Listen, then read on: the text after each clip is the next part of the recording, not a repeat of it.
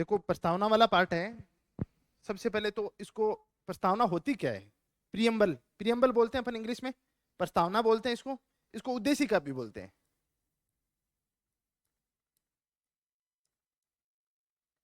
ठीक है, उद्देशिका या इसको संविधान का दर्शन भी बोलते हैं।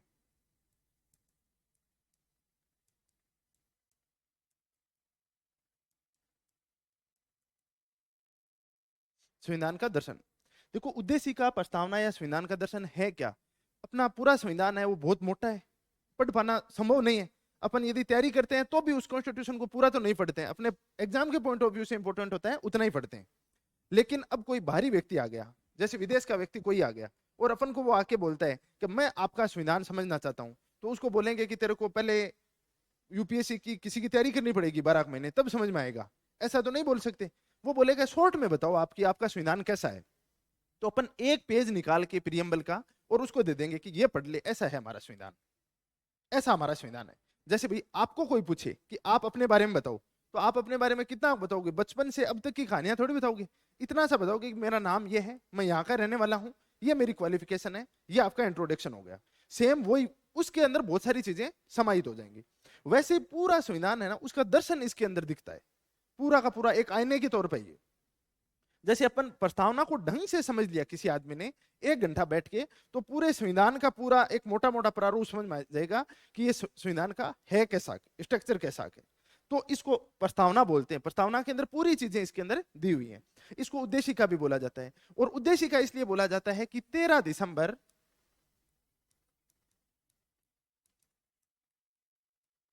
1946 को उद्देशिका प्रस्ताव रखा गया था। किसके द्वारा रखा गया था? जवाहरलाल नेहरू के द्वारा, जवाहरलाल नेहरू के द्वारा रखा गया था। जवाहरलाल नेहरू ने ये उद्देश्य प्रस्ताव रखा था। संविधान बन रहा था, तो संविधान बनने से पहले उन्होंने उद्देश्य प्रस्ताव रखा कि अपना जो बनने वाला संविधान है, आने वाला संविधान है, वो होगा कैसा। तो उस संविधान का एक प्रारूप ये होगा, ढांचा ये होगा। अब उसके अंदर जो भी माल मटेरियल डालना है वो बाद में डाल देंगे, वो चीजें। इसलिए इसको उद्देश्य का प्रस्ताव भी कहते हैं, जो कि बाद में पारित कब हुआ था? 22 जनवरी 1947 को ये पारित हो गया था। ठीक है, इसलिए इसको उद्देश्य का प्रस्ताव भी कहते हैं। संविधान का दर्शन कहते हैं। दर्शन का मतलब है इसके अंदर पूरी झलक देख सकते हैं, पूरे संविधान की झलक देख सकते हैं अपन। कैसे देखेंगे वो अभी अपन समझेंगे कि पूरी एक प्रस्तावना पढ़ते अपन को पता चल जाएगा कि पूरा संविधान कैसा है। अपन देखते हैं,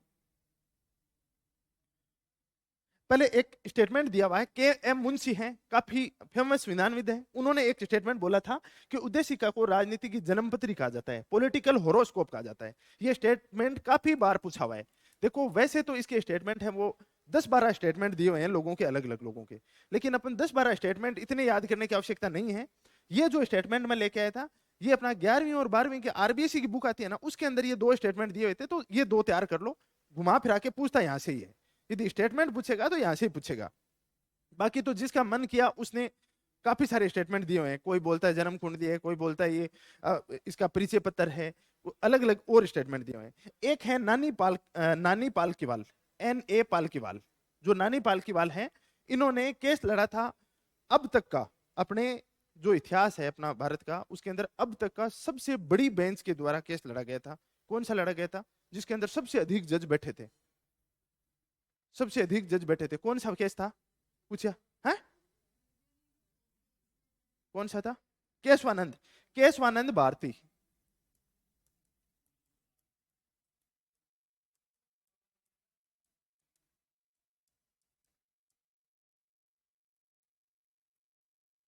उन्नीस सौ तिहत्तर के अंदर ये केस हुआ था। और वो जो केस लड़ा था ना, वो नानी पालकीवाल है, ये वकील थे उसके अंदर।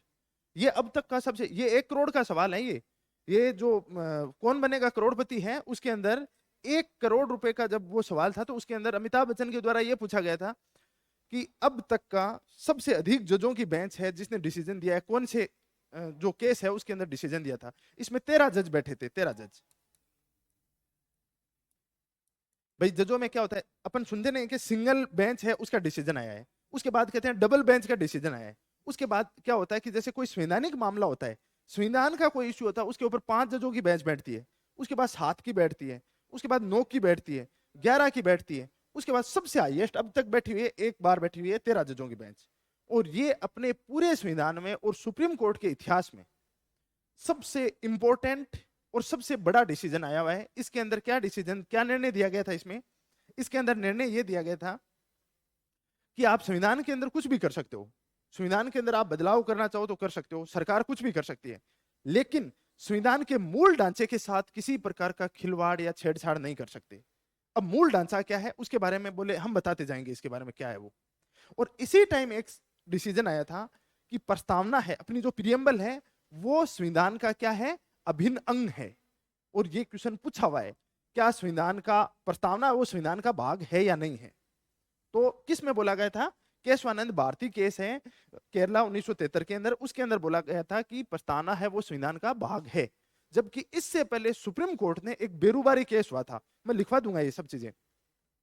बेरूबारी केस हुआ था 1960 में। उस समय सुप्रीम कोर्ट ने ही बोला था, बोला जो प्रस्तावना है वो संविधान का भाग नहीं है, वो संविधान का भाग नहीं है और उसके अंदर संसद है वो बदलाव परिवर्तन नहीं कर सकती है।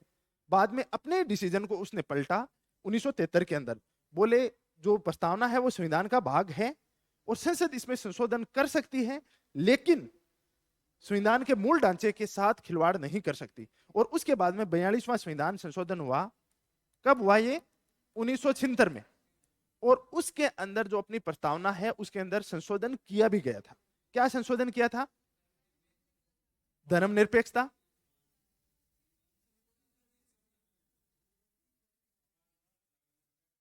और अखंडता। क्या क्या जोड़े गए थे?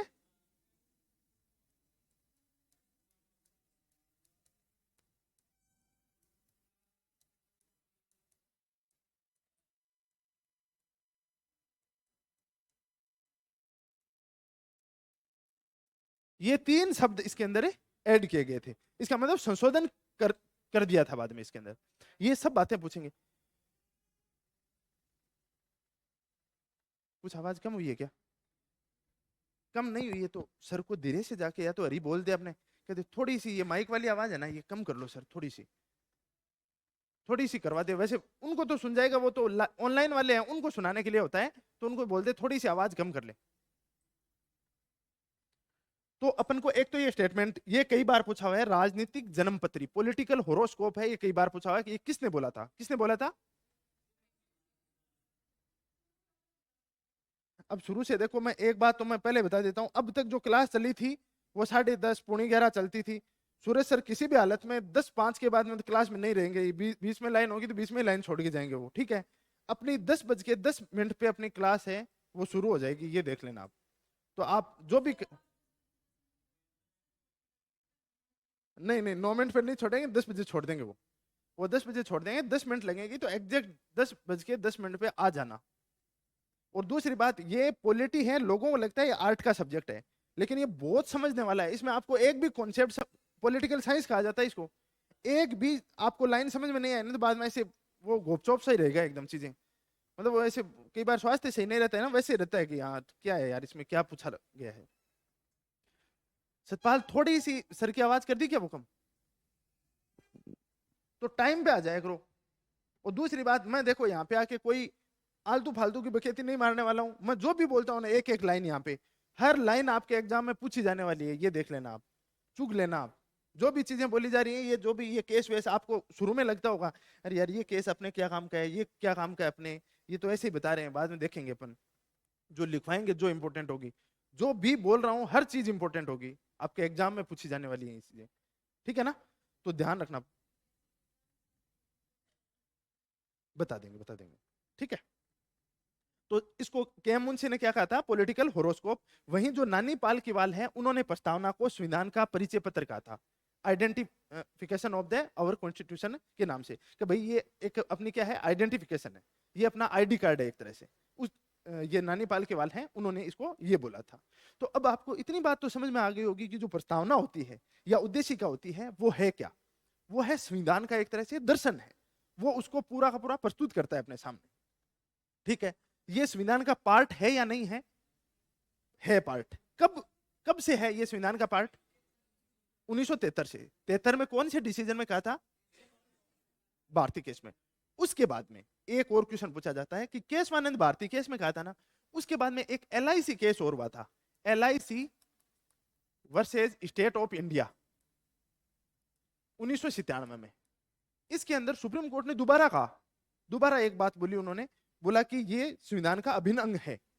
इसमें क्या बोला कि अभिन्न अंग है, दोबारा अपनी बात को और दोहराया और मजबूत किया। जैसे कई बार अपन बात कहते हैं ना, बाद में और दोबारा कहते हैं, इसका मतलब बहुत ही ज्यादा ये कॉन्फिडेंस के साथ कह रहा है, तो दोबारा ये बात और कही गई थी इसके बारे में।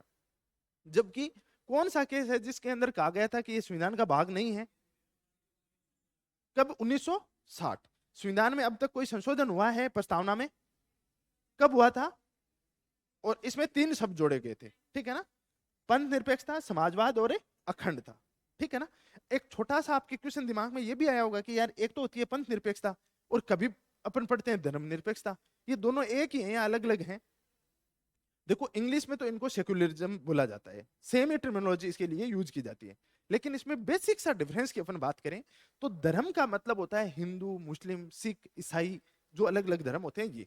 पंथ का मतलब होता है कि हिंदू धर्म में भी अलग अलग पंथ है। हिंदू में कौन कौन से पंथ है अपने? वैष्णव है, शैव है, इस तरीके से अलग अलग पंथ है ना। वैसे मुस्लिम है, उसके अंदर भी अलग शिया है, सुन्नी है। तो मतलब ये धर्मनिरपेक्षता से भी एक आगे की स्टेप है। क्या मतलब आप पंथ में भी किसी प्रकार का क्या करोगे? डिफरेंशिएट नहीं कर सकते आप।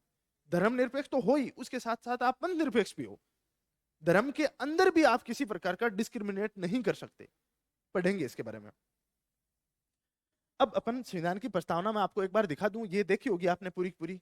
मैं एक एक आदमी से पूछूंगा, मतलब आदमी और औरत है, मतलब लड़की और लड़के दोनों से पूछूंगा, आप तैयार हो जाना उसके लिए। ये पूरी की पूरी अपने याद होनी चाहिए, ठीक है ना। ये क्या है? भारत का संविधान है, उद्देशिका है। इसके अंदर देखो, इसको अपन मूलतः 4 भागों में बांटते हैं। ये जो अपनी प्रस्तावना है ना, इसको 4 भागों में बांटते हैं। एक तो देखते हैं अपन इसका स्रोत क्या है, इसको जो एनर्जी मिलती है, इसको जो शक्ति मिलती है, इसको पावर मिलती है, वो कहां से मिलती है? वो भारत के लोगों से मिलती है। तो शक्ति का स्रोत क्या है? हम भारत के लोग, हम भारत के लोग। अब ये क्वेश्चन आपको कैसे पूछेगा पता है? आपको पूछेगा कि अपने प्रस्तावना का स्रोत क्या है। उसमें क्या लिखेगा कि संसद, उसके अंदर आएगा सुप्रीम कोर्ट, उसके अंदर आएगा जनता, और उसके अंदर आएगा लोकसभा। तो अपने दिमाग में उस समय दिमाग एक तो आधा तो चलता ही एग्जाम के टाइम प्रेशर में रहते हैं, उस समय सोचेंगे यार संसद ही बनाती है कानून, तो संशोधन संसद ही करती है, इसका मतलब संसद ही होना चाहिए इसमें। या बाद में वहां पे दिमाग लगाते हैं कि यार सुप्रीम कोर्ट सब कुछ कर सकता है, इसका मतलब सुप्रीम कोर्ट होगा इसका। तो स्रोत है वो जनता है, और पहला ही पहला नाम लिखा हुआ है हम भारत के लोग। तो पूरी प्रस्तावना है, पूरा जो संविधान है, उसको शक्ति कहां से मिलती है? शक्ति का स्रोत क्या है? जनता, हम भारत के लोग।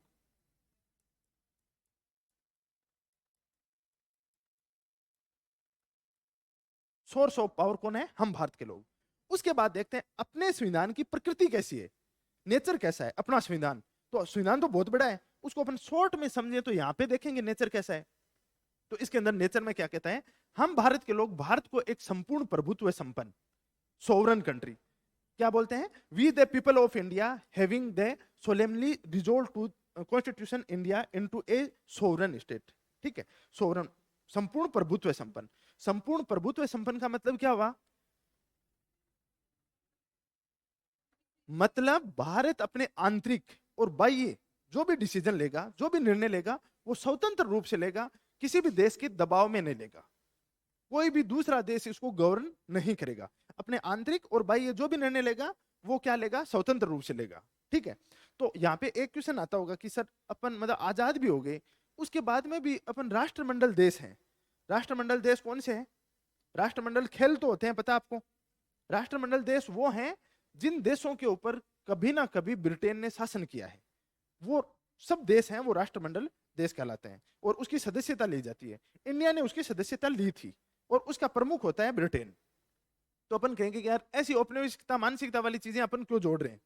तो इसके अंदर उसका अपन अंग होते हुए भी, ऐसे तो अपन क्या है, संयुक्त राष्ट्र यूएनओ है, उसका भी तो पार्ट है अपन, उसके भी तो सदस्य हैं।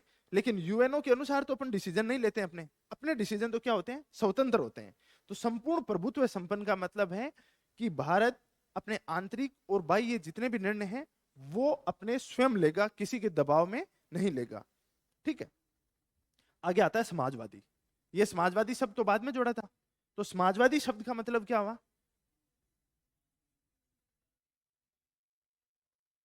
भेदभाव नहीं होना चाहिए। बताओ बताओ। समान रूप से लेके चलें,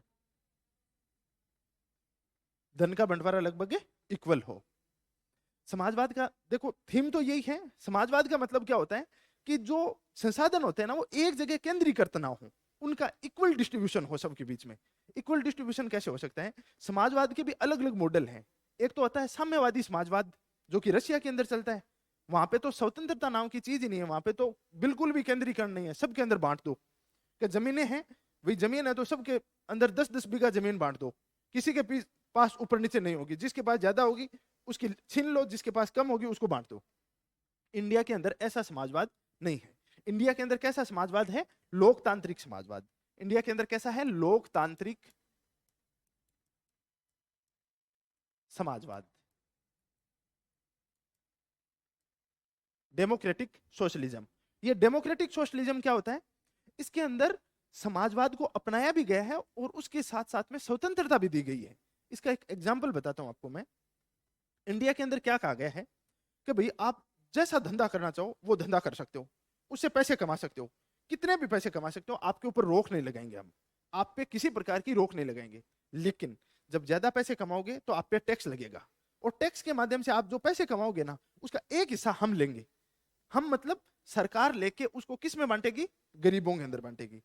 सिंपल सा एग्जांपल है कि जो बड़ी बड़ी कॉर्पोरेट कंपनियां, उनका 30% उनको टैक्स के रूप में जाता है। 1 करोड़ रुपए कमाते हैं तो 30 लाख रुपए सरकार को देने पड़ते हैं। सरकार 29 लाख रुपए का क्या करती है?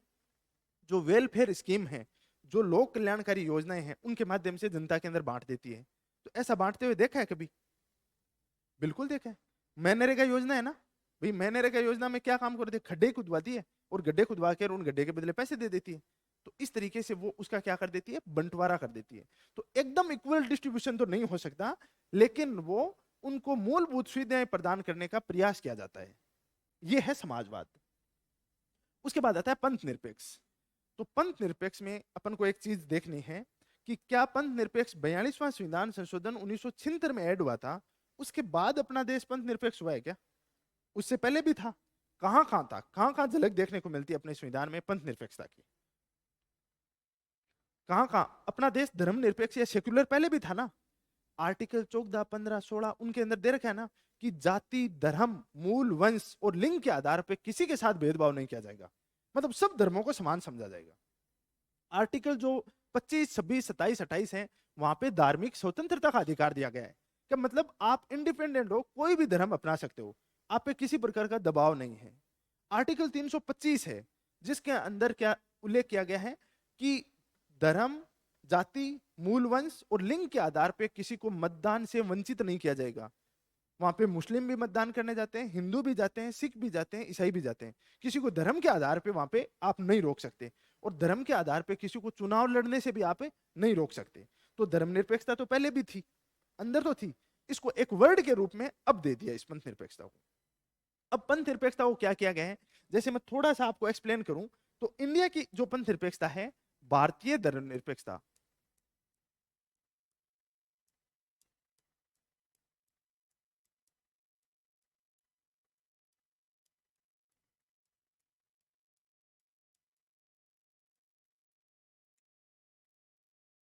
देखो यूरोप की मैं बात बताऊं आपको, यूरोप में क्या होता था पहले?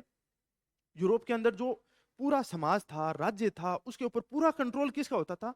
वहां के जो पोप और पादरी ये होते थे ना, उनका होता था। वो जैसा चाहते थे वैसा राजा को करना पड़ता था, और राजा वैसा नहीं करता था तो बाद में वो क्या कर दिया? फतवा जारी कर देते थे। वहां पे ईसाई धर्म थे, उसके जो पोप पादरी थे उनका कंट्रोल था। तो बाद में वहां के जो सामंत थे ना, सामंत और राजा बहुत परेशान हो गए। तो उन्होंने बाद में एक बार काफी बड़ा जनता का भी आंदोलन हुआ, सामंतों का भी आंदोलन हुआ, और उस आंदोलन के बाद में यूरोप में एक पंथ निरपेक्षता का मॉडल लेके आई। इसके मॉडल अलग अलग हैं। अपने इंडिया का मॉडल अलग है, यूरोप का अलग है, तुर्की का अलग है।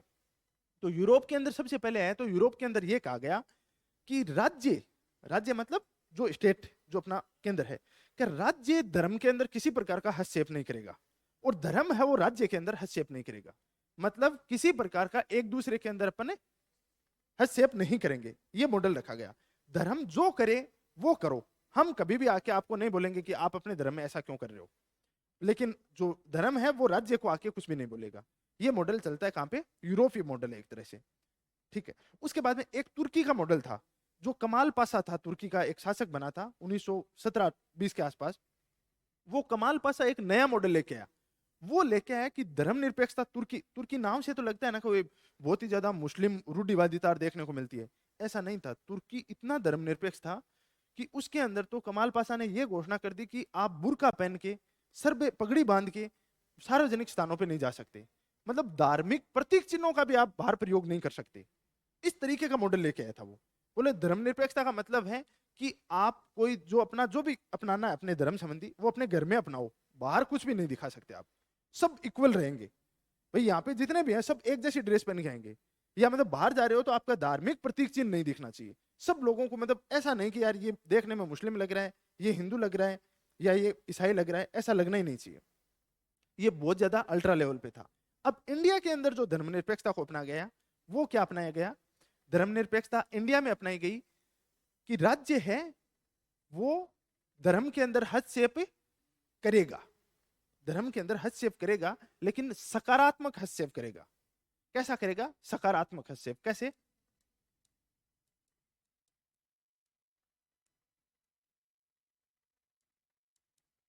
ये क्या होता है सकारात्मक हस्तक्षेप? भाई सकारात्मक हस्तक्षेप का मतलब होता है कि धर्म के नाम पे आप जो आपके मन में आए ना वो नहीं करने देंगे आपको हम। धर्म के नाम पे तो आपका ये मन कर गया कि भाई हम तो, हमारे हिंदू धर्म के अंदर ये नियम है कि यहाँ पे जो भी दलित दलित समुदाय होगा उसको मंदिर में एंट्री हम तो नहीं करने देंगे। और ये घोषणा किसने कर दी? पंडित जी ने कर दी। बोले हम हमारे धर्म को हम हमारे अनुसार चलाएंगे और उनको एंट्री नहीं करने देंगे। तो राज्य वहां पे यूरोपीय मॉडल के अनुसार तो हस्तक्षेप नहीं करेगा कि आप जानो आपका काम जाने, तुर्की मॉडल के अनुसार भी नहीं करेगा, लेकिन इंडिया मॉडल के अनुसार कहेगा नहीं, ये आपके अनुसार नहीं चलने देंगे, आपको उसके अंदर एंट्री दिलवानी पड़ेगी। प्रत्येक व्यक्ति को समानता का अधिकार है, आप ऐसा नहीं कर सकते। केरला के अंदर सबरीमाला एक मंदिर है, सबरीमाला केस भी हुआ था।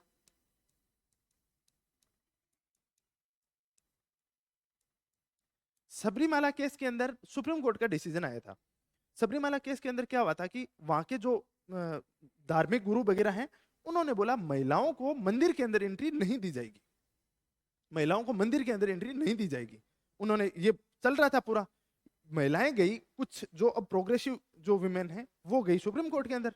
सुप्रीम कोर्ट के अंदर जाके बोले कि आप हर जगह तो बोलते हो कि लिंग के आधार पे किसी प्रकार का भेदभाव नहीं होगा, ये तो हमारे साथ भेदभाव कर रहे हैं, हम तो मंदिर जाना चाहते हैं और ये मंदिर में नहीं जाने देते। तो उन्होंने बोला कि ये हमारा धार्मिक मामला है और धार्मिक मामले में राज्य है वो किसी प्रकार का हस्तक्षेप नहीं कर सकता। तो सुप्रीम कोर्ट ने बोला ये नहीं चलने वाला है, ये बातें नहीं चलने वाली है, किसी के साथ आप लिंग के आधार पे भेदभाव नहीं कर सकते।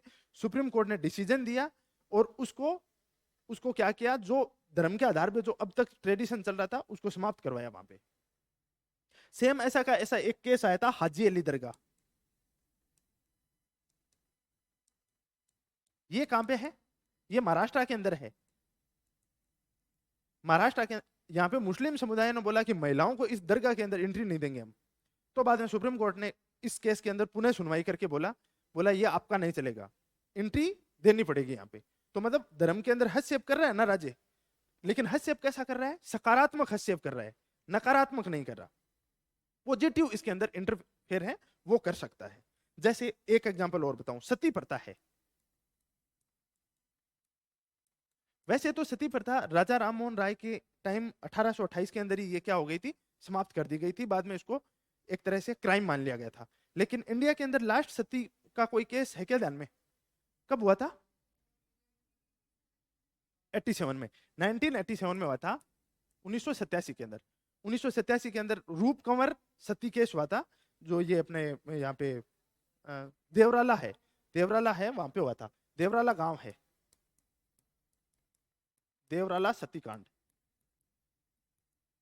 ये देवराला सतीकांड सीकर के अंदर एक गांव है। वहां पे एक लड़की थी और 20-21 साल की थी, शादी कर दी थी उनकी 17-18 साल में। उनके पति थे, कोई टीचर थे, और उनकी डेथ हो गई थी। और उसके बाद में उनका क्या हुआ था कि उनके साथ उनको मतलब दफना दिया गया था, पति के साथ में उनको। तो उस समय क्या होता है कि एक तो मतलब ढोल नगाड़े इतने बजाए जाते हैं कि वो यदि चीख पुकार भी करती है तो वो सुनता नहीं है किसी को। और दूसरा उस समय क्या होता है कि सब के सब मिलकर उसमें इतना जोश भर देते हैं कि नहीं आप तो सीधे वो मतलब माता ही बन जाओगे आगे जाके, इस तरीके से वो माहौल बना के कर दिया जाता है। जबकि ये रियलिटी है, इसमें हालांकि समाज बंटा हुआ है अलग अलग तरीके से, समाज का अलग अलग मानना है। कुछ कहते हैं नहीं वो तो माता है, कुछ कहते हैं माता किस चीज की, आपने जिंदा इंसान को जला दिया 21वीं सदी के अंदर, इससे बड़ा दुर्भाग्य क्या हो सकता है। तो 1987 में ये मामला हुआ था। 1987 के अंदर उस लड़की को 20-21 साल की लड़की थी और उसको चिता के ऊपर जला दिया गया था। तो उसके बाद में राजस्थान की नहीं पूरे भारत की पूरे विश्व स्तर पे इतनी किरकिरी हुई थी, इतनी बेइज्जती हुई थी कि यार 21वीं सदी के अंदर चल रहे हो आप, इतने प्रोग्रेसिव थॉट रख रहे हो, इंडिया इतना आगे बढ़ रहा है और आज भी ऐसे केस हो रहे हैं कि सार्वजनिक रूप से, चलो हत्या हो रही है, अपराध हो रहे हैं, लेकिन सार्वजनिक रूप से समाज स्वीकार कर रहा है किसी को जलाते हुए। ये तो एक बहुत दुर्भाग्य की बात है। यूएन के अंदर ये क्वेश्चन उठा था इस चीज को लेके, तो बाद में केंद्र सरकार का भी यहाँ पे दबाव आया था। उस समय हरदेव जोशी मुख्यमंत्री हुआ करते थे और उनके ऊपर भी उनको बोला था कि भाई ये क्या चीजें हो रही हैं, तो हरदेव जोशी को बाद में इस्तीफा देना पड़ा था इस चीज की वजह से। तो ये बहुत बड़ा मामला हुआ था, ये अंतिम मामला था। लेकिन इसके बाद में सरकार ने क्या बनाया, कानून बनाया, बोला कि यदि सती प्रथा का केस आगे से ऐसा देखने को मिलता है, जो उसको उकसाता है, उसको ये करवाता है, तो उसके ऊपर हत्या का केस दर्ज होगा। तो धर्मनिरपेक्षता यूरोपीय मॉडल के अनुसार हो तो यूरोपीय तो यहाँ पे क्या कहें कि आपको कोई मतलब नहीं है, हम उनको जलाएं काटें जो भी करें, ये हमारा धर्म का मामला है। लेकिन यहाँ पे ऐसा नहीं कह सकते। तो कुल मिला के जो इतनी कहानी पड़ी है, इसका मतलब क्या है कि इंडिया के अंदर धर्म निरपेक्षता या पंथ निरपेक्षता अपनाई तो गई है, जिसके अंदर राज्य है वो धर्म में हस्तक्षेप नहीं करेगा, धर्म राज्य में हस्तक्षेप नहीं करेगा, लेकिन राज्य पॉजिटिव रूप से उसमें इंटरफेरेंस कर सकता है। दूसरा, धर्मनिरपेक्षता को आप कोई पूछ ले कि धर्मनिरपेक्षता होती क्या है, इसका सिंपल सा मतलब है कि राज्य का कोई धर्म नहीं होगा, भारत का कोई धर्म नहीं है। बहुत बार आवाज उठती है कि इंडिया को हिंदू राज्य बना दे, बहुत बार आवाज उठती है ना, हिंदू राज्य बनाने के बाद में इंडिया अमेरिका बन जाएगा और अमेरिका नेपाल। ऐसा तो नहीं होगा। हिंदू राज्य बनाने से क्या हो जाएगा, पाकिस्तान मुस्लिम राज्य बना हुआ है, बांग्लादेश मुस्लिम राज्य बना हुआ है, कुछ कर लिया हो तो उन्होंने देख लो, कुछ नहीं हो रहा है, वो तो उल्टा ज्यादा गर्त में जा रहे हैं। तो इंडिया का कोई भी धर्म नहीं है, धर्म निरपेक्ष है, ये सभी धर्मों के साथ समान रूप से व्यवहार करता है।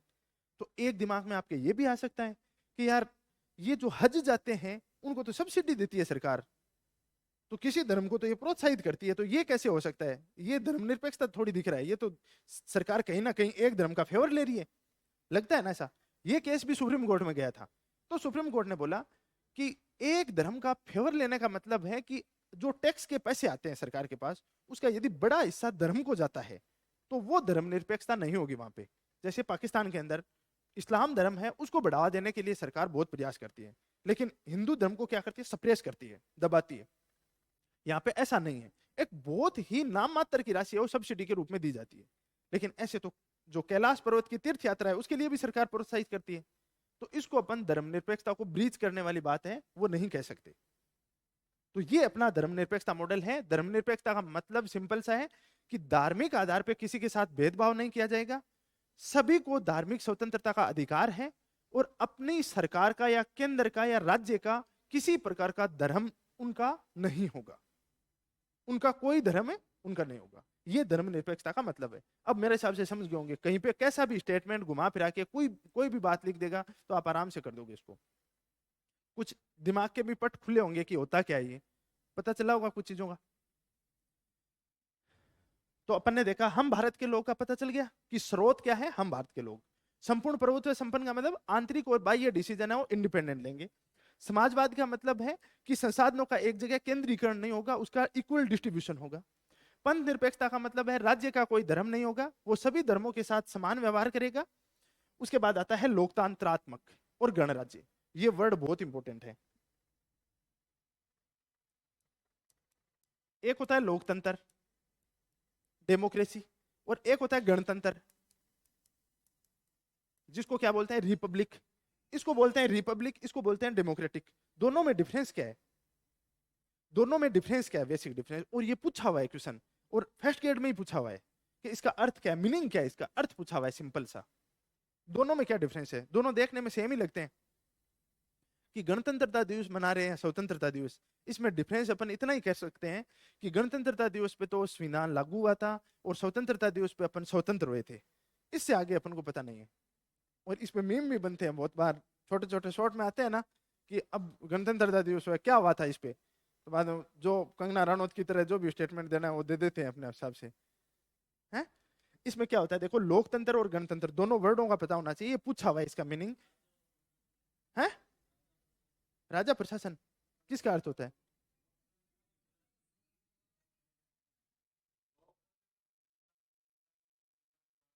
ठीक है, ये तो स्टेटमेंट दिया हुआ है, ये तो स्टेटमेंट दिया हुआ है, अब्राहम लिंकन ने स्टेटमेंट दिया था। चुना जाता है, ये अर्थ किसका होता है? शाबाश। और लोकतंत्र का मतलब?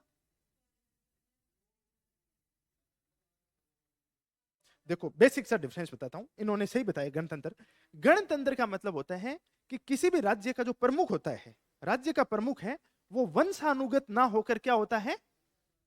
निर्वाचित होता है। निर्वाचित तो जनता ही करेगी, तो वंश इसमें क्या होगा? राज्य का प्रमुख।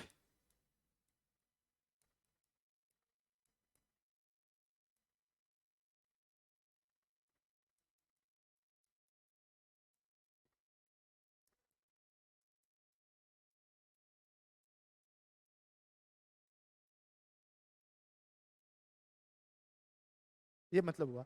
और लोकतंत्र का मतलब होते हैं सरकार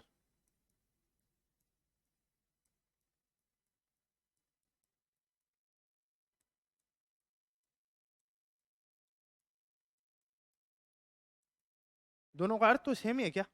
सेम नहीं है। लोकतंत्र, जैसे ब्रिटेन में क्या है? लोकतंत्र है। ब्रिटेन में लोकतंत्र है, ब्रिटेन की सरकार होती है वहां पे।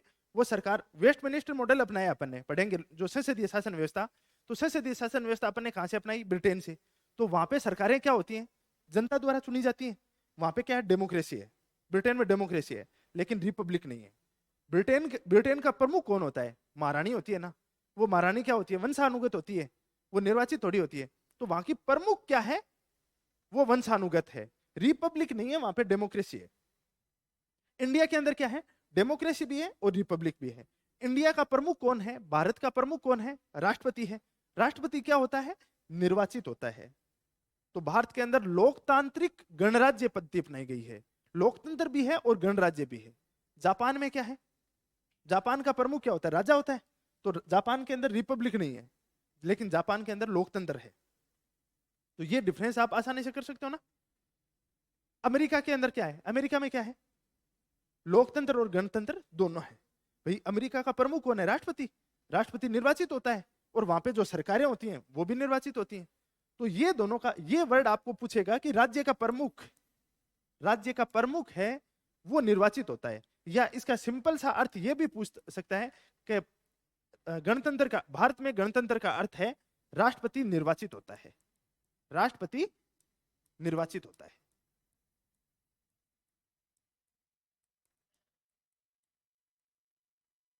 इन दोनों वर्डों में आप डिफरेंस देख लेना। ये पूछा हुआ है और पूछा भी जा सकता है, सेम ही लगते हैं देखने को, कि यार दोनों सिमिलर से लगते हैं। ठीक है ना? अब तो कंफ्यूजन नहीं है किसी प्रकार का। मेरे चेहरे की तरफ आप ऐसे देखते हो तो मैं सोचता कोई शंका की दृष्टि से देख रहे हो या क्या मामला है। मतलब ऐसे कोई कोई कहीं पे भी कंफ्यूजन हो तो बता दिया करो, मैं और एक्सप्लेन कर दूंगा।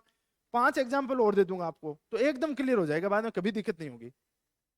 अब आओ तो पीछे वापिस, लोकतांत्रिक गणराज्य बनाने के लिए। तो अब मैं आपसे बात करता हूं, अब अपन बात करेंगे, एक सेकंड। इसके 4 तत्व हैं, अपनी जो प्रस्तावना है ना उसके 4 तत्व हैं।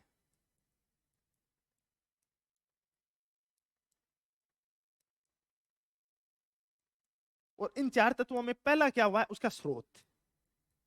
और स्रोत क्या हो गया अपना? हम भारत के लोग।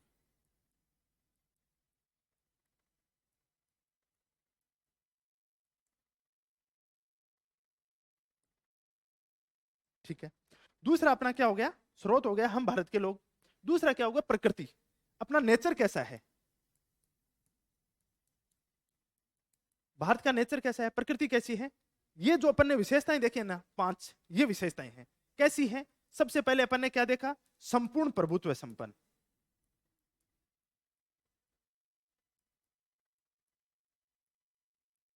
दूसरी विशेषता क्या है भारत के? प्रकृति, प्रकृति कैसी है दूसरी? समाजवाद, सोवरन, सोशलिस्ट, उसके बाद में पंथ निरपेक्ष।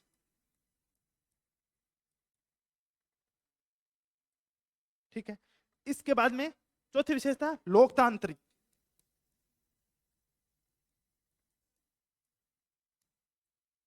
और पांचवी विशेषता कैसी है अपनी प्रकृति कैसी है, गणतंत्र। देखो इसमें बहुत सारे वर्ड लिखे हुए हैं, अपन को पता होना चाहिए प्रकृति ये 5 तरीके के है अपनी भारत की। प्रकृति कैसी है, 5 तरीके की। गणतंत्रात्मक शासन है, लोकतंत्रात्मक शासन है, पंथ निरपेक्षता है, समाजवाद है और संपूर्ण प्रभुत्व संपन्न है। पांचों के पांचों वर्ड आप समझ गए होंगे। एक काम कर लेना, घर जाके एक बार इसको पूरी बारीकी से अपने लेवल पे पढ़ना, और फिर समझ में नहीं आया तो कल पूछ लेना वापस कि सर इसका मतलब क्या बताया था, मैं थोड़ा सा उस समय माइंड नहीं था वहां पे।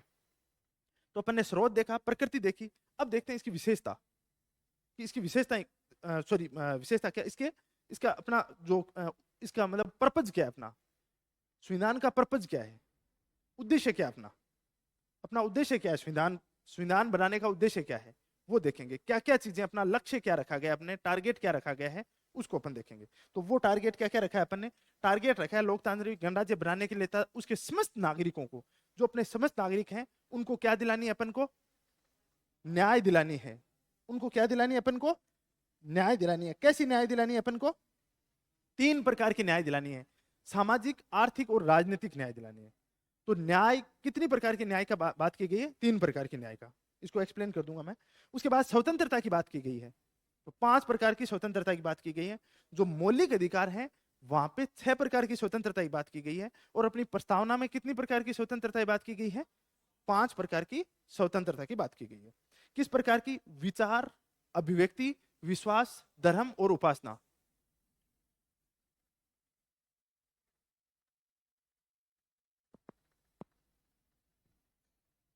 ठीक है, तो इसमें क्या है, 5 प्रकार की अपनी स्वतंत्रता की बात की गई है। ये सब चीजें याद रखना, मैं अभी इससे संबंधित क्वेश्चन करवाऊंगा तब ये चीजें आपके आएंगी माइंड में। तो 5 प्रकार की स्वतंत्रता कौन सी है, विचार, अभिव्यक्ति, विश्वास, धर्म और उपासना। तो प्रकृति में क्या क्या शब्द शामिल हो गए, बगैर देखे हुए आप अपनी ईमानदारी से मेरी तरफ देखे हो तो बताओ, प्रकृति के अंदर जो संविधान का जो नेचर है उस नेचर में क्या क्या चीज शामिल होती है। अरे हम भारत के लोग तो उसकी स्रोत है।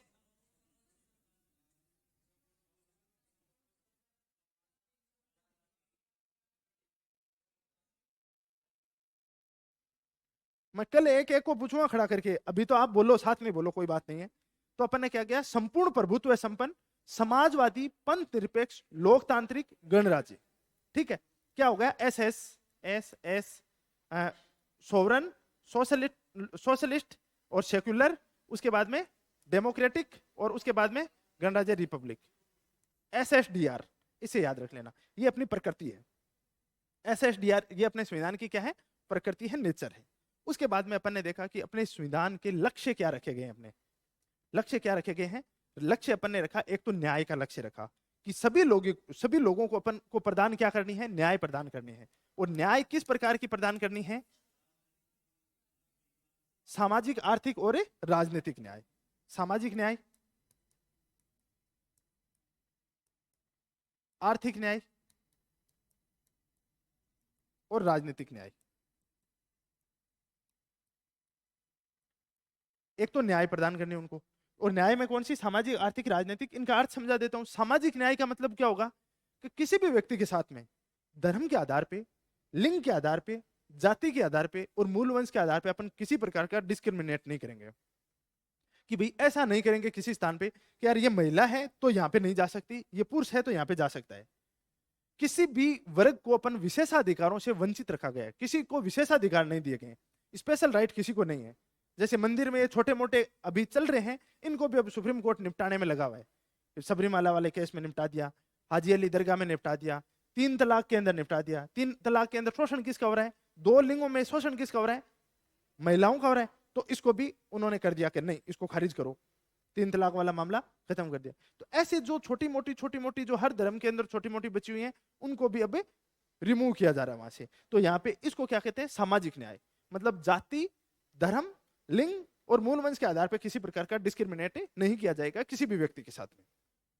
भाई आज ऐसा नहीं कहा जाएगा कि यार ये मतलब धर्म के आधार पे अपन देखें, जैसे वर्ण व्यवस्था है उसको यहाँ पे अब लागू नहीं किया जा सकता किसी भी रूप में। ठीक है, उसके बाद में आता आर्थिक न्याय।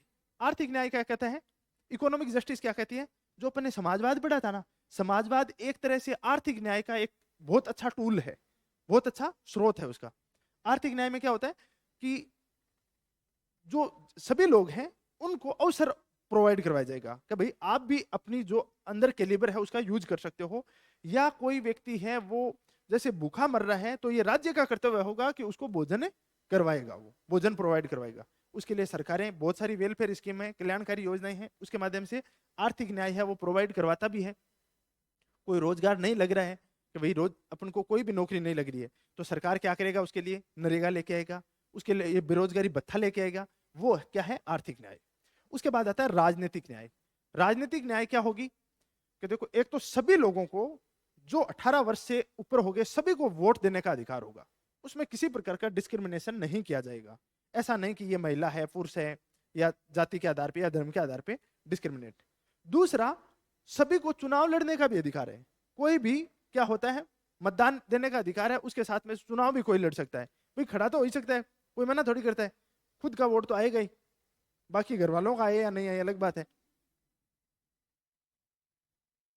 तो ये अपना क्या है, न्याय है। सामाजिक, आर्थिक और राजनीतिक तीन प्रकार की न्याय की बात की गई है। उसके बाद अपन किसकी बात करते हैं आगे, स्वतंत्रता की।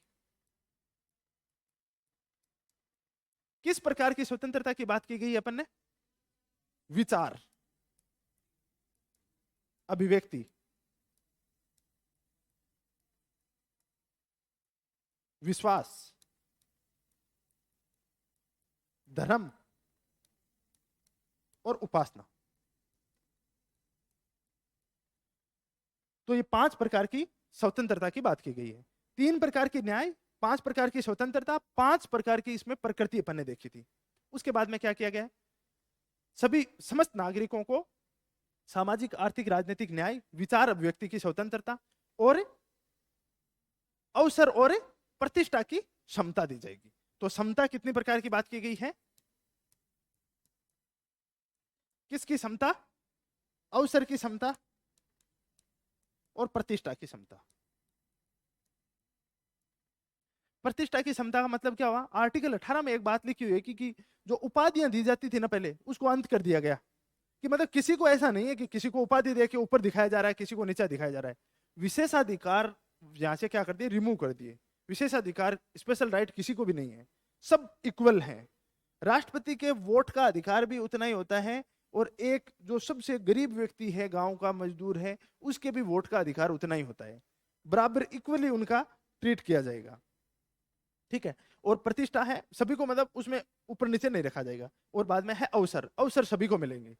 अवसर है वो सभी को प्रोवाइड करवाए जाएंगे, चाहे वो नौकरी के हों, चाहे वो चुनाव लड़ने के हों, चाहे वो मतदान देने के हों, चाहे वो मंदिर में जाने के हों, चाहे किसी के भी हों, वो अवसर है वो सबको समान दिए जाएंगे। समता, समता का मतलब सभी को समान रखा जाएगा, सभी को समान रखा जाएगा। किसी को विशेषाधिकार है उनका वहां पे क्या कर दिया गया है, समाप्त कर दिया गया, किसी को विशेषाधिकार नहीं दिए गए हैं। तो अब मैं पूरा अपना जो अब तक अपन ने पढ़ा है प्रस्तावना, इस प्रस्तावना में क्या क्या पढ़ा था अपन ने। सबसे पहले स्रोत, हम भारत के लोग, प्रकृति, 5 प्रकार की प्रकृति है। पहले संपूर्ण प्रभुत्व संपन्न, समाजवादी, पंथ निरपेक्ष, लोकतांत्रिक और गणराज्य। उसके बाद में इसका क्या हो गया, लक्ष्य क्या हो गया, न्याय एक तो, स्वतंत्रता, और उसके बाद समता या समानता। 3 प्रकार के न्याय की बात की गई है, 5 प्रकार की स्वतंत्रता की बात की गई है, और 2 प्रकार की समता की बात की गई है, ठीक है। उसके बाद तीसरा वर्ड आता है कौन, एक बंधुता। बंधुता, किस प्रकार की बंधुता की बात की गई है, व्यक्ति की गरिमा और राष्ट्र की एकता और अखंडता सुनिश्चित करने वाली बंधुता की बात की गई है, ठीक है। और उसके बाद में होता है कि इस अपने संविधान को लागू कब किया गया था, अपना संविधान है वो इंप्लीमेंट कब हुआ था, लागू कब हुआ था, कब, 26/1949, या मिति मार्ग शुक्ल सप्तमी विक्रम संवत 2006 को लागू हुआ था। इसको अपन ने अंगीकृत किया था, अधिनियमित किया था और आत्मर्पित किया था। ये अपनी पूरी की पूरी प्रस्तावना है और इसमें कुछ ही नहीं है। लेकिन ये देखने में बहुत आसान सा लगता है कि यार इसमें इतनी क्यों माथाफोड़ी कर रहे हैं। क्वेश्चन आता है, गलत कराते हैं, हर बार कंफ्यूजन होता है। कुछ न कुछ चीजें, मैं इसके पुराने क्वेश्चन देख रहा था, वो जो अलग अलग जैसे एग्जाम है उनमें, सेंट्रल लेवल के एग्जाम है उसमें कैसे कैसे पूछ रखे हैं, क्या क्या डायमेंशन पूछे जा सकते हैं।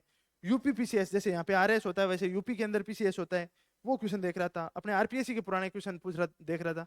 इसको इतने घुमा घुमा के क्वेश्चन पूछ सकता है कि आदमी आराम से अटका सकता है। यदि अपन ने समझी नहीं है, ऐसे ही रटके गए हैं तो आराम से आपको फंसा सकता है। एक सिंपल सा टॉपिक है, 5-7 लाइन की एक जो पैराग्राफ है, इसमें अटका सकता है। लेकिन मेरे हिसाब से अब आप नहीं अटकोगे, नहीं अटकोगे ना, पक्का नहीं अटकोगे। एक बार इसको अपन एक बार पढ़ लें, एक बार। हाँ है उपासना की स्वतंत्रता। उपासना मतलब अपन इसके लिए जैसे धरना देने का आपके पास राइट है ना, वैसे ही आपको भूख हड़ताल करने का राइट है आपके पास में। आपको कोई नहीं रोक सकता, आप भूख हड़ताल कर सकते हो। उपासना आप कर सकते हो, आपको मतलब किसी प्रकार की उपासना है वो कर सकते हो, उसके लिए आपको नहीं रोका जाएगा इसमें। हाँ ये तो अब उसमें कहेंगे कि भाई इसमें देखो सर ऐसे तो आंदोलन कैसे कर सकते हैं, सरकार अनुमति नहीं देती है। वो तो इंडिया के अंदर जो मूल अधिकार दिए गए हैं वो एब्सोल्यूट मूल जो फंडामेंटल राइट नहीं दिए गए हैं, उन पे कर्व लगाए गए अलग अलग तरीके से दोनों साथ में। ऐसे तो आप क्या करोगे कि भाई आपको तो भाई वाक बोलने की स्वतंत्रता दी गई है, आप तो यहाँ बाहर खड़े होकर गालियां निकालने लग जाओगे जनता को, ऐसे कोई थोड़ी सुनेगा। वो रोक लगाई गई है, उसमें हर जगह उसके ऊपर कंट्रोल लगाया गया कि भाई इस आधार पे आपको रोका भी जा सकता है। आप आंदोलन कर सकते हो लेकिन ऐसा नहीं कि तोड़फोड़ करने लग जाओ और पूरी सार्वजनिक व्यवस्था को भंग कर दो। तो अब अपन क्या करते हैं, इसको पूरी को एक बार पढ़ते हैं, ठीक है ना। अब पढ़ते हैं, देखो सबसे पहले स्रोत हम भारत के लोग, उसके बाद प्रकृति देखते हैं, संपूर्ण प्रभुत्व संपन्न समाजवादी पंथ निरपेक्ष लोकतंत्रात्मक गणराज्य। उसके बाद बनाने के लिए उसके समस्त नागरिकों को क्या देंगे अपन, न्याय देंगे। किस प्रकार की न्याय देंगे, सामाजिक आर्थिक राजनीतिक न्याय देंगे। उसके बाद में क्या दिया, स्वतंत्रता। किस प्रकार की स्वतंत्रता, विचार अभिव्यक्ति विश्वास धर्म और उपासना। उसके बाद में उनको समता प्रोवाइड करवाएंगे, कैसी, प्रतिष्ठा और अवसर की। और उन सब प्राप्त करने के लिए तथा उन सब में क्या देंगे, बंधुता रखेंगे। किस तरीके की, व्यक्ति की गरिमा और राष्ट्र की एकता और अखंडता सुनिश्चित करने वाली बंधुता बढ़ाने के लिए दृढ़ संकल्पित होकर अपनी इस संविधान सभा में आज 26 नवंबर 1949 को मिति मार्ग शुक्ल सप्तमी संवत 2006, ये याद रहना चाहिए। ये वाला तो याद है, ये वाला तो, लेकिन कई बार क्या होता है ये पूछा जा सकता है। ये तो ये मिति मार्ग सप्त शुक्ल में है, ये पूरा पूरा वो सप्तमी हो जाएगी पूरी पूरी। मिति मार्ग शुक्ल सप्तमी विक्रम संवत 2006 को एदत द्वारा संविधान को अंगीकृत किया गया था, अधिनियमित किया गया था और आत्मर्पित किया गया था। याद करो इसको पूरा पूरा, 3-4 बार याद करो इसको, उसके बाद ही आगे चलेंगे अपन। मन ही मन में याद कर लो, मैं आपको देता हूं 5 मिनट पूरे, बातें नहीं करनी है। इसको कर लो याद, उसके बाद मैं खड़ा करके किसी को रैंडमली पूछ सकता हूं। और कल तो एकदम ऐसे टिप्स पे होना चाहिए, कल तो ऐसे टिप्स पे होना चाहिए कि हम भारत के लोग भारत को संपूर्ण प्रभुत्व संपन्न समाजवादी लोकतांत्रिक गणराज्य बनाने के लिए तथा उनके समस्त नागरिकों को सामाजिक आर्थिक राजनीतिक न्याय विचार अभिव्यक्ति विश्वास धर्म उपासना की स्वतंत्रता, न्याय आ गया, स्वतंत्रता तथा समता, किस प्रकार की समता प्रोवाइड करवाई जाएगी उसको, प्रतिष्ठा और अवसर की समता तथा उसके राष्ट्र की एकता और अखंडता, व्यक्ति की गरिमा और राष्ट्र की एकता अखंडता सुनिश्चित करने वाली बंधुता बढ़ाने के लिए तथा उन दृढ़ संकल्पित होकर संविधान सभा में दृढ़ संकल्पित होकर 26 नवंबर 1949 को मिति मार्ग शुक्ल सप्तमी विक्रम संवत 2006 को संविधान को आत्मर्पित अधिनियमित और अंगीकृत करते हैं। ये पूरा का पूरा एकदम तैयार होना चाहिए। लागू किया है अपन ने, अधिनियम एक्ट बना के उसको अपन ने अडॉप्ट किया है, ऐसे नहीं कि भावनात्मक रूप से लिया है। अंगीकृत किया गया है, इसको एक एक चीज को अपन ने स्वीकार किया गया है और आत्मर्पित भी किया गया अपने, इसको मतलब एक तरह से अपन ने इसको बहुत ही पवित्र भाव के साथ इसको अपन ने संजोया है, इसको आत्मा के साथ ग्रहण किया है। करो, याद करो, देखें फटाफट। अब आप बता दो, आपका कोई क्वेश्चन हो तो ऑनलाइन। हाँ बताओ। अच्छा मैं इधर हूँ क्या? ऑनलाइन वाले आप बता दो, कोई किसी प्रकार का क्वेश्चन हो आपका तो। गुरुजी गुड मॉर्निंग। धन्यवाद गुरुजी आप।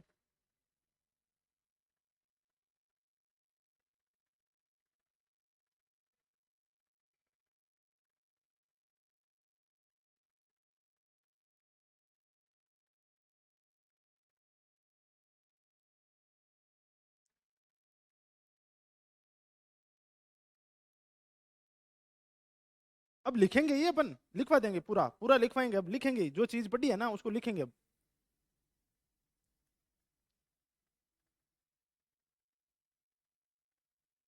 और लिखेंगे नहीं, मैं एक एक टॉपिक ऐसा याद करवाऊंगा इसका पॉलिटी का कि मतलब कॉन्फिडेंस आ जाएगा आपको एक एक यूनिट को। और बाकी के यूनिट हैं, राजस्थान की ज्योग्राफी, हिस्ट्री पढ़ ली आपने, वो हिस्ट्री अब मैं रट्टा में मरवाऊंगा आपको। मेरी क्लास पॉलिटी हो जाएगी तो भी मेरी क्लास तो होगी आधा एक घंटा की। पूछने आऊंगा, पहले दिन टारगेट दिया कि पॉलिटी के अंदर आप याद कराना 1857 की क्रांति, एकीकरण याद कराना, आज किसान आंदोलन याद कराना, फिर पूछना आपको, फिर उनका टेस्ट।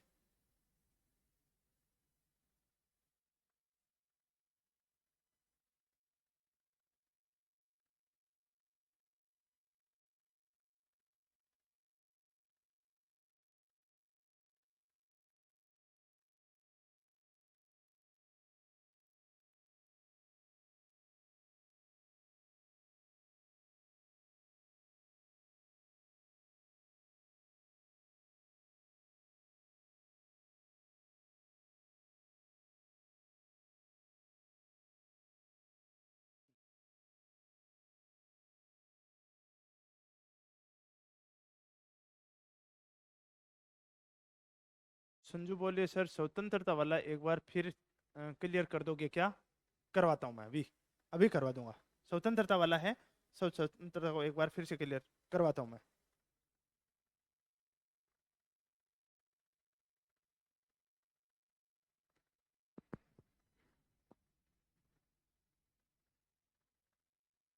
चले, हो गया याद? मान लूं अपनी इच्छा से कौन ऐसा है कॉन्फिडेंस में कि मैं बता दूंगा इसको? शाबाश, पहले बात तो आपका कॉन्फिडेंस है उसको ही सलाम है। आप ही खड़े हो जाओ, बताओ। है? हाँ बैठे बैठे बता दो, खड़े होने की आवश्यकता नहीं।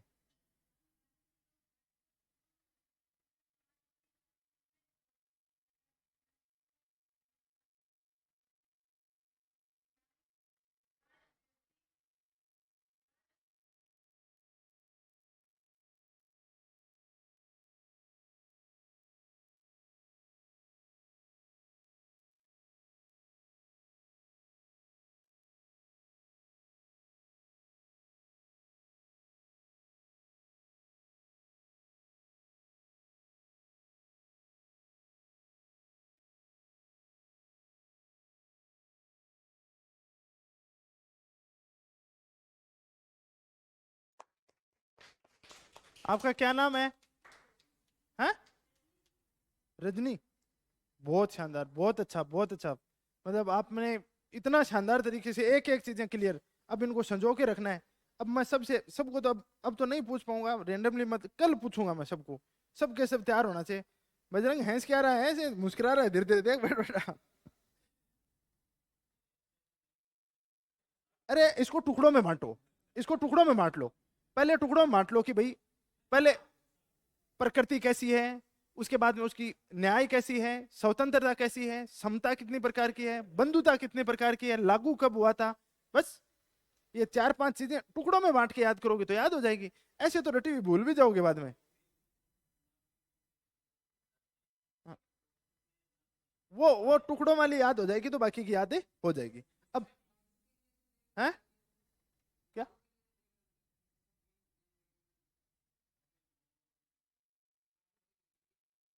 अधिनियमित तभी किया गया था देखो इसमें 26 नवंबर को संविधान सभा में, आज 26 नवंबर को संवत 2006 को इद्दत द्वारा संविधान में अंगीकृत और आत्मर्पित किया गया था। इसको स्वीकार तभी किया गया था, बाद में उसको लागू है, वो आपको पूरा केस का पता होगा, अभी हिस्ट्री वाले में उसमें मैं क्या जाऊं, तब से किया था। अब आ जाओ देखो, अब देखो इसमें क्या है, संविधान की प्रस्तावना है। संविधान की प्रस्तावना की विषय वस्तु, प्रस्तावना के तत्व दे रखे हैं, प्रस्तावना के मुख्य शब्द दे रखे हैं, ये दे रखे हैं। मतलब एक क्वेश्चन तो मैं ये देख रहा था, उस क्वेश्चन में ये पूछ रखा कि संविधान की प्रकृति, स्वतंत्रता, न्याय और समता कितने कितने प्रकार की हैं। मतलब ऐसे उसने क्वेश्चन ये दे दिया था, मैं कल लेके आता हूं वो क्वेश्चन एग्जैक्ट। तो ये क्वेश्चन दे दिया कि प्रकृति, ठीक है, स्वतंत्रता, ठीक है, न्याय और समता क्रम से कितने प्रकार की है। ए में ऑप्शन दे दिया 5, 4, 2, 1। बी में ऑप्शन दे दिया 5, 3, 2, 4। इस तरीके से अलग अलग ऑप्शन दे दिया। तो अब अपन को पता होगा ना एग्जैक्ट कि यार प्रकृति अपन ने 5 प्रकार की देखी थी, स्वतंत्रता अपन ने 5 प्रकार की देखी थी, न्याय अपन ने 3 प्रकार की देखी थी, समता अपन ने 2 प्रकार की देखी थी। अब ये एकदम क्लियर होगा ना, तब होगा। तो एक छोटा सा पेज दे रखा है, उस पेज को किस प्रकार से घुमा घुमा के पूछे जा सकते हैं क्वेश्चन। लेकिन मेरे को नहीं लगता अब आपके कोई दिक्कत आएगी।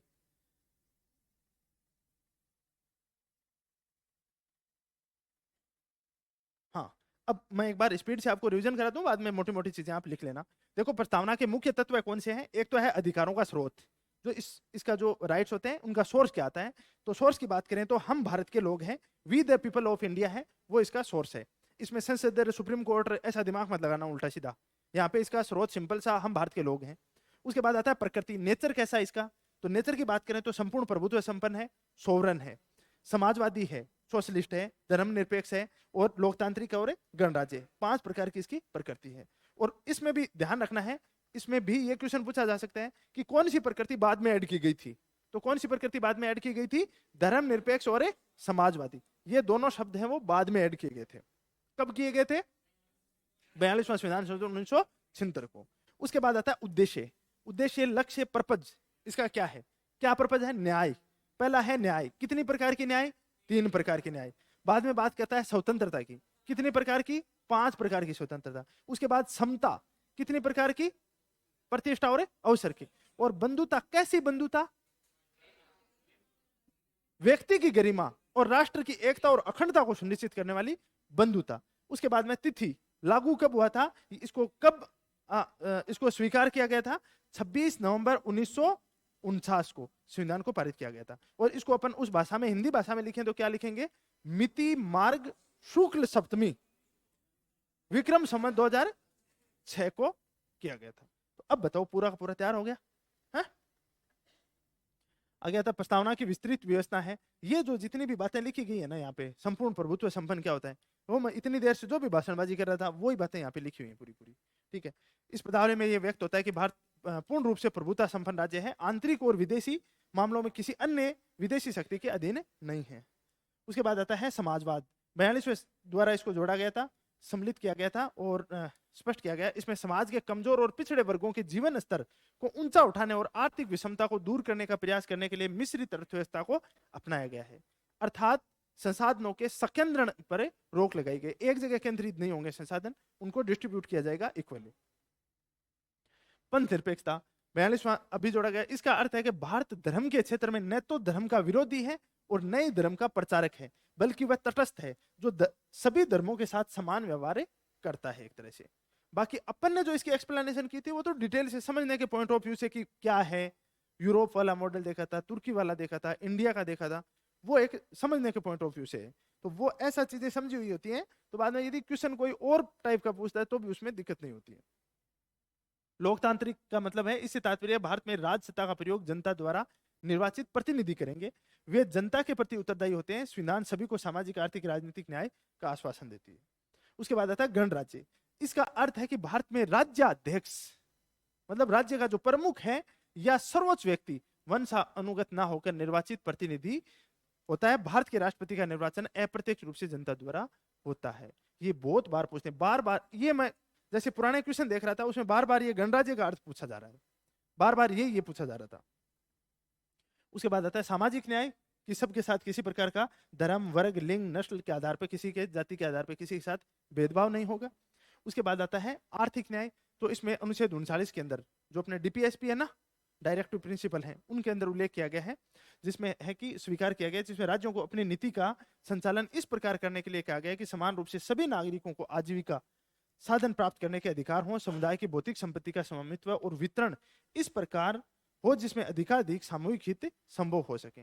वही की संपत्ति है वो इस प्रकार से उसका डिस्ट्रीब्यूशन किया जाए कि मैक्सिमम लोग हैं उनको उसमें अपन सम्मिलित कर सके। उसके बाद राजनीतिक न्याय। राजनीतिक न्याय क्या है? मताधिकार की स्थापना करना। संवैधानिक उपचारों द्वारा राजनीतिक न्याय के आदर्श को मूर्त रूप दिया गया है। वयस्क मताधिकार। वयस्क मताधिकार है वो अपने आप में राजनीतिक न्याय है कि 18 साल से जो बड़ा हुआ है उस सभी को तो वोटिंग का अधिकार है और सभी के वोट का इक्वल मूल्य रखा गया है। एक गरीब से गरीब व्यक्ति के वोट का मूल्य और राष्ट्रपति के वोट का मूल्य सेम ही है। ऐसा नहीं होगा कि यार बहुत पढ़ा लिखा समझदार व्यक्ति वोट देके आएगा, उसका तो मूल्य मतलब अलग तोला जाएगा, और एक एकदम से ही जो मतलब ऐसे ही घूम रहा है वो वोट देके आएगा, उसका कम आंका जाएगा। तभी तो लोकतंत्र के कुछ फायदे भी हैं, कुछ नुकसान भी हैं। कई बार जनता मतलब जैसे जहाँ पे अशिक्षा ज्यादा है वहां पे लोकतंत्र का दुरुपयोग भी देखने को मिलता है कि जनता को गुमराह बहुत आसानी से किया जा सकता है। भाई किसी को मैनिपुलेट आसानी से किया जा, जो पढ़ा लिखा नहीं है, जिसमें तर्क शक्ति, लॉजिकल पावर नहीं है, उस आदमी को तो गुमराह जल्दी किया जा सकता है ना। कच्ची बस्तियों में जाके शाम को पवा बांट दिया, इतने में वो वोट आ गया। वोट का तो भाई वो पवा दे के वोट दे के आएगा तो भी उसका उतना ही महत्व है। और एक बहुत समझदार आदमी अपने आप को मानता है कि यार मैं तो बहुत लॉजिकल तौर पे सोच के वोट दे के आऊंगा, महत्व तो उतना ही है, कम बेहती तो उसमें है नहीं। तो ये चीजें, ये कई बार इसके कुछ लूप होल्स भी हैं, लेकिन फायदे ज्यादा हैं, नुकसान कम है। स्वतंत्रता की बात की गई है। स्वतंत्रता के अंदर अपन ने इतनी बार मैं आपको पढ़ा दिया, तो अब इस चीज को क्या बताऊं मैं आपको। उसके बाद देख रहे हैं समानता।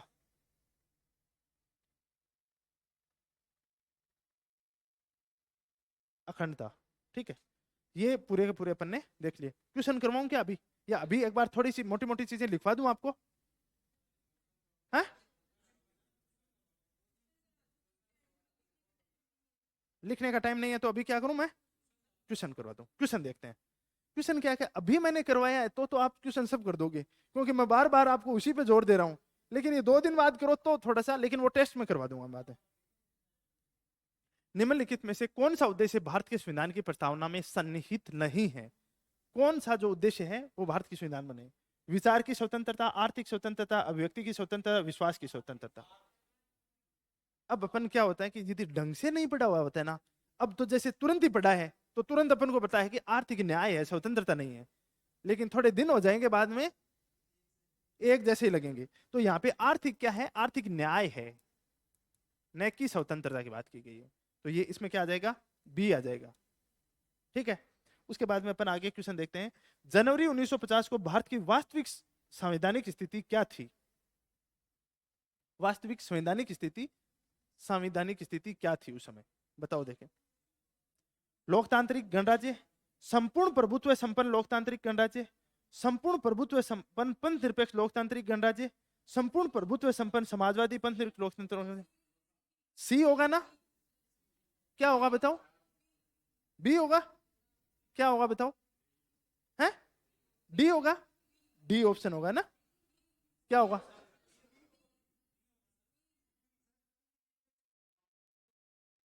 बाद में जोड़े थे, यही बात। अब देखो अपन क्या करेंगे, अपना तो रटा हुआ है, तभी आंख बंद करके भी नहीं रटना है। हम भारत के लोग, भारत को संपूर्ण प्रभुत्व संपन्न समाजवादी लोकतांत्रिक गणराज्य के, ये नाम पूरा का पूरा इसमें है। ये नाम नहीं, इसने ये बात बोली जनवरी 1950 में। तो ये 3 वर्ड तो बाद में जोड़े थे, तो इसमें क्या हुआ, संपूर्ण प्रभुत्व समता लोकतांत्रिक गणराज्य था। ये वर्ड है जो पंथ निरपेक्ष बाद में जोड़ा था, उसके बाद समाजवादी बाद में जोड़ा था। तो ये दोनों के दोनों ऑप्शन क्या हो जाएंगे, कट हो जाएंगे। ऐसे ही ये मतलब ये जो छोटा सा वो पैराग्राफ है ना, वो ऐसे ही फंसा देता है अपन को। और इसमें से क्वेश्चन इतनी बार घुमा घुमा के पूछते हैं। भारत के संविधान की उद्देशिका, भारत के संविधान की उद्देशिका जिसको अपन बोलते हैं, प्रस्तावना भी बोलते हैं, प्रियम्बल भी बोलते हैं, और संविधान का दर्शन भी बोलते हैं। क्या है देखते हैं। संविधान का भाग है किंतु कोई विधिक प्रभाव नहीं रखती है। संविधान का भाग है लेकिन विधिक प्रभाव नहीं रखती है। ठीक है, ये यूपीएससी में पूछा हुआ है 2020 में। तो अब आप ऐसे मत बोलना कि सर यूपीएससी क्वेश्चन हमें ला के देते हो आप, हमें कोई यूपीएससी की तैयारी थोड़ी करवा रहे हो फिर। लेकिन क्वेश्चनों का लेवल सेम ही रहता है। ऐसे कोई कई क्वेश्चन होते हैं उनका लेवल सेम ही रहता है, उनमें कोई डिफरेंस नहीं होता है। तो संविधान का भाग है किंतु कोई विधिक प्रभाव नहीं रखती है। ठीक है, संविधान का भाग नहीं है और कोई विधिक प्रभाव नहीं रखती है, तो ये स्टेटमेंट तो सीधा ही गलत हो गया। ये तो क्या हो गया, सीधा ही गलत हो गया कि संविधान का भाग तो है। कब से? 1973 से, केशवानंद भारती केस से। संविधान का भाग है और वैसा ही विधिक प्रभाव रखती है जैसा कि उसका कोई अन्य भाग रखता है। ठीक है, उसके बाद में एक स्टेटमेंट आता है, संविधान का भाग है किंतु उसके अन्य भागों से स्वतंत्र होकर उसका कोई विधिक प्रभाव नहीं है। मैं थोड़ी सी एक चीज आपको बताना भूल गया था, वो इस क्वेश्चन के माध्यम से बता दूंगा। आप देखो, प्रस्तावना है ना, वो संविधान का भाग तो है, सुप्रीम कोर्ट ने बोला, लेकिन ये कोई विधिक प्रभाव नहीं रखती है। अपन कोर्ट में ये जाके नहीं कह सकते कि मेरे को आर्थिक न्याय नहीं मिल रही, आर्थिक न्याय प्रोवाइड कराओ, क्योंकि आर्थिक न्याय की बात प्रस्तावना में की गई है। ऐसा अपन कोर्ट में नहीं जा सकते, इसके किसी वर्ड को लेके और अपन कोर्ट में नहीं जा सकते, प्रस्तावना के वर्ड को लेके कोर्ट में नहीं जा सकते। ठीक है ना, तो ये विधिक प्रभाव नहीं रखती है, इसको अपन आधार नहीं बना सकते, मतलब कहीं पे जाके वाद योग्य नहीं है, कोर्ट में नहीं ले जा सकते इसको।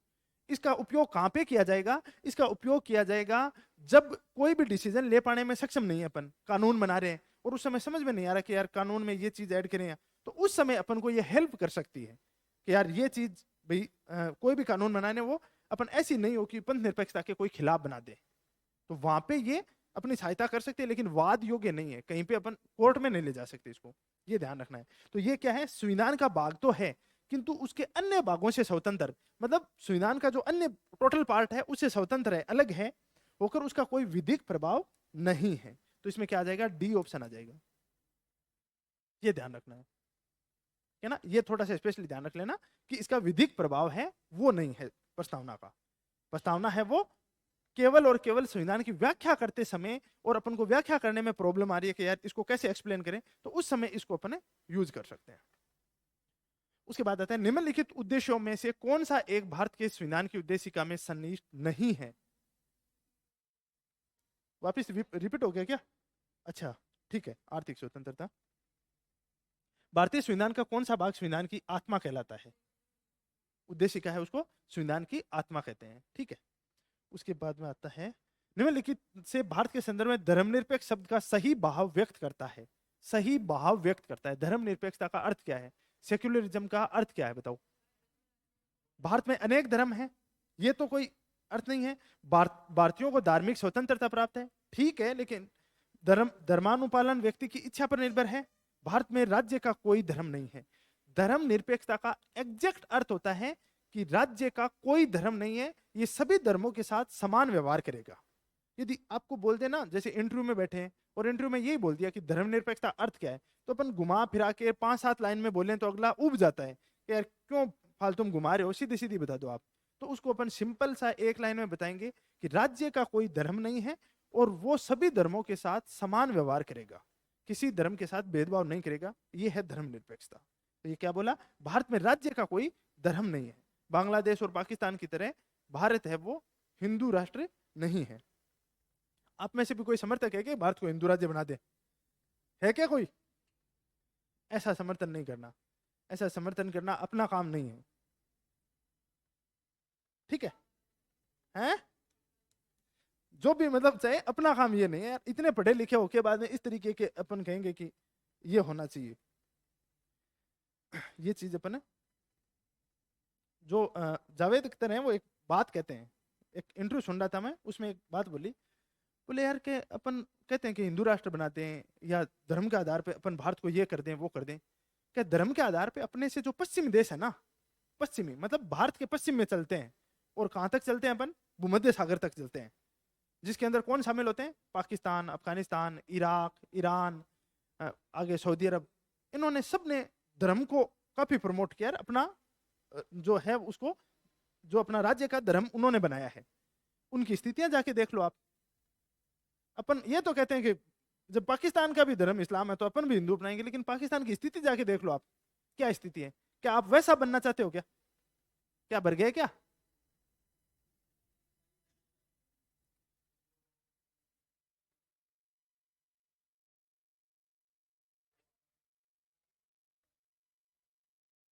तो स्थितियां ये आती है ना कि भाई आप उनके जैसा बनना चाहते हो तो बताओ, बन जाओ। तो अपन को ऐसा नहीं बनना है।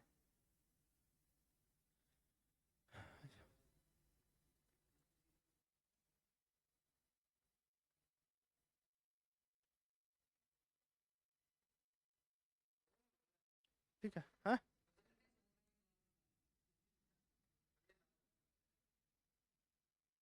जिंदाबाद। कल मैं जो इसको एक स्ट्रक्चर वे में आपको लिखवा दूंगा चीजें, बहुत लंबा चौड़ा लिखवाने की आवश्यकता नहीं, एक बहुत ही सही परफॉर्म में लिखवा दूंगा। प्रस्तावना लिख के ले आना, जो वो मेन प्रस्तावना है ना वो तो लिख के ले आना आप, और बाकी की चीज वो अपने से लिखाना। और आपको कहाँ मिलेगी वो? हर बुक के पीछे पड़ी है, वो आप लिख के ले आना, बाकी की चीज मैं आपको लिखवा दूंगा, उसकी इंपॉर्टेंट कीवर्ड है वो वाली चीज। ठीक है, याद हुआ कि नहीं? पहले तो मेरे को ये बताओ, हर टॉपिक अपन इसी प्रकार से करेंगे। ज्योग्राफी क्लास बाद, नहीं हिस्ट्री तो हो गई ना हिस्ट्री। अब नेक्स्ट में तो नहीं यार, इतने सब्जेक्ट बाद में मेरे से बस की बात नहीं है, बाद में तो ये चीजें मेरे बहुत ज्यादा उलझन हो जाती है। मैंने करवाया था हिस्ट्री वाला पोर्शन, राजस्थान की हिस्ट्री असिस्टेंट प्रोफेसर में पीछे जो पेपर थर्ड होता है ना, उसके अंदर मोस्टली मैंने ही करवाया था। जो मॉडर्न हिस्ट्री वाला पार्ट है, पहले वाला कल्चर, वो अंकित सर ने करवाया था। लेकिन वो तो अंकित सर ही करवाएंगे आपको, पर मैं याद करवाऊंगा आपको चीजें।